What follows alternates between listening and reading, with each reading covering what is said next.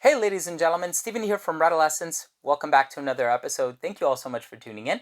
And in today's episode, we're going to be doing a comparison of all of the Dior Sauvage fragrances, so make sure to stay tuned.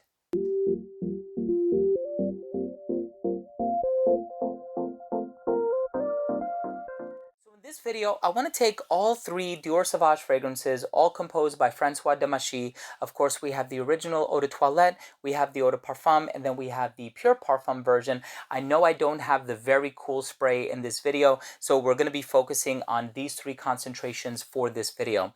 Now, of course, this is a question that comes up time and time again, and this is also a question that I have received by a bunch of my subscribers, and a lot of them are very curious to know, given the opportunity, should I buy the original Eau de Toilette, should I buy the Eau de Parfum, or should I buy the Pure Parfum? Now, of course, I remember purchasing the original as soon as it came out. I actually had a friend of mine who purchased a decant. He let me hang on to it, he let me keep it, and I remember wearing it quite a bit.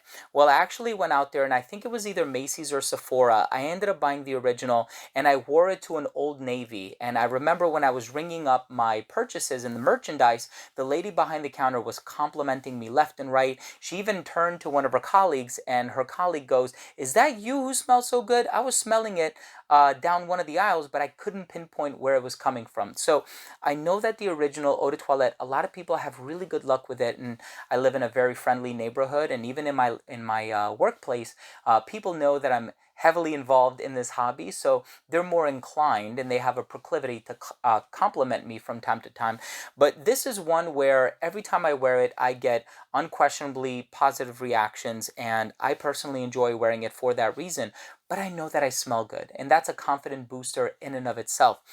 In the case of the Eau de Parfum, I can see them going with something a little bit more dark and more challenging. Not necessarily overly challenging, because at the end of the day, we're working with the Dior Sauvage DNA. But in the Eau de Parfum version, it's not just a stronger concentration of the original, but we're actually seeing the inclusion of some vanillic and darker, more resinous notes. And I think that it kind of aims to strike a balance between dark, rich, and sensual, and perhaps a little seductive, but also bright, fresh, and invigorating. And for a lot of people, that juxtaposition or that dichotomy doesn't work. And I don't necessarily think that there's anything off putting or off kilter about this composition, but I just think a lot of people were invested in wearing the original because they know its potential to be rather fresh and appealing, and I don't think that it's accomplished to that effect with the Eau de Parfum strength or the Eau de Parfum version, because it's not just a strength, but it's also a completely different DNA in and of itself. Now, that brings us to the most recent release by this company, or by this line, I should say, and this is the Parfum version. So I actually purchased this one back in August, and I went on a cruise with my wife, my daughter, my father-in-law. And I wore this all throughout the cruise, and I was actually switching back and forth between this one and Carolina Herrera's Bad Boy, just to get a feel for both of them. And so I've been wearing this one for a few months now. It's about time I've reviewed it, and I've done my first impressions on camera. So if you're interested in knowing what I thought of it initially, I'm going to leave that link down below if I remember. But this one takes a green, almost mossy element, and it adds it as an undercurrent to the composition. So here you have bright, fresh, ambroxan, citrusy, a little spicy, a little peppery. Here you have something that's a little bit more on the warm, resinous, vanillic side, all the while never compromising the freshness of the original, but still adding this juxtaposition or this dichotomous feel with those two seemingly clashing notes. But a lot of people would beg to differ. They would say they don't clash, they actually work harmoniously together. And then with the very last one, you see this freshness that is heavily subdued, in my opinion, from the original, but it has this mossy underpinning that a lot of people seem to enjoy. So now the question becomes, which one should I buy? Well, it really all depends on what you're in the market for. If you're looking for something that is very bright, fresh, easy to wear, and will garner you the most amount of compliments, buy this one. If you think that the smell of the original, being the Eau de Toilette version, is a little bit overdone, but you're looking for something that stays the closest to the original, but brings it in slightly darker territory, I would go with this variant. And if you're looking for something that is kind of takes the first two, defenestrates them, and does things in its own way, but also attaches this masculine component to it, I would say check out the Parfum version. What is my personal preference? I personally prefer the Eau de Toilette. I think with the Eau de Toilette, it had something really special. And yes, it's not the most fascinating aroma out there, and it's not the most daring, most challenging, most unique aroma out there, but it takes something so simple and it accomplishes it tenfold. And it does it in such a way where you're just bound to please. And I think that that's something that is strongly working in the favor of Christian Dior. So now the question becomes, or one might ask, I should say, is there a reason why one may be discouraged from purchasing the original and might want to purchase one of the other two versions in its place?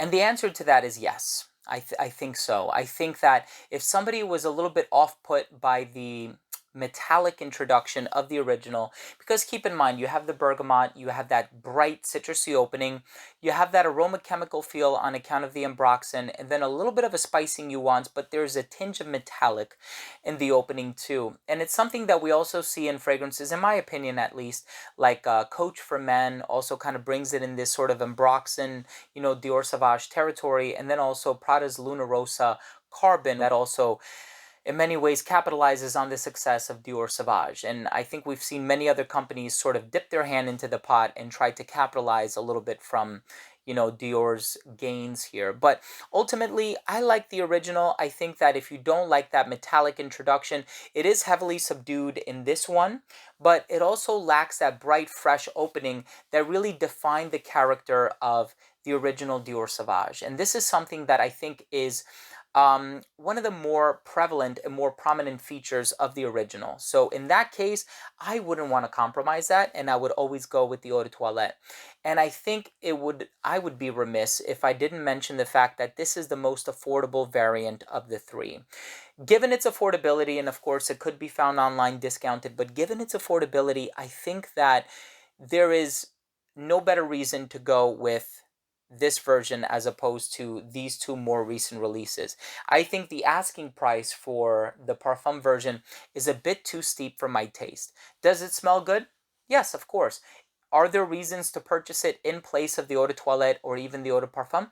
Yes, of course, and all of those reasons are entirely subjective. But it really all depends what you're going for. One may also assign a maturity level to each one. I don't think that that's the right thing to do. I can see why one would do that. This is for somebody who's in college. This is for somebody who's just getting settled into their job. This is for somebody who's a little bit more established. But you can also see that amplification of those woodsier, mossier elements kind of giving way to that, right? And that, that sequence. But ultimately, I think that it all boils down to your personal taste. And so, my number one recommendation would be to go out there, try all three of them, see which one caters to your personal taste the most, and don't let anybody else tell you what you should buy. I think it all kind of boils down to you making a decision for yourself, trusting your own nose, and inevitably, if you end up buying the one that resonates with you the most, you're just going to enjoy wearing it that much more.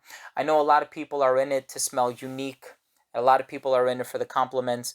A lot of people are in it because they like the original, but they're just looking for a change of pace. I get it. At the end of the day, wear fragrances for the reason that you want to wear them for. And yeah, let this be a good lesson for you. But ultimately, I do like the smell of Dior Sauvage. There's no questioning its success in the fragrance industry, and I'm sure it has brought Dior a lot of money, and I applaud them for that, and I congratulate them for that.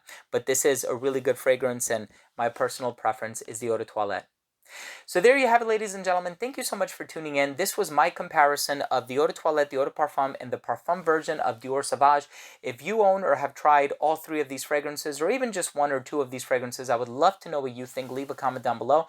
Also, if you are new to this channel and you took something of value from this video, I would really appreciate it if you could support this channel by subscribing to it. It's easy and it's free. All you got to do is click that red subscribe button in the corner, and this way, whenever I do upload future fragrance-related videos, it will get delivered straight to your feed. You never need to worry about missing any of my future uploads. Thank you all so much for tuning in. I love you all, and we'll see you in the next episode. Bye.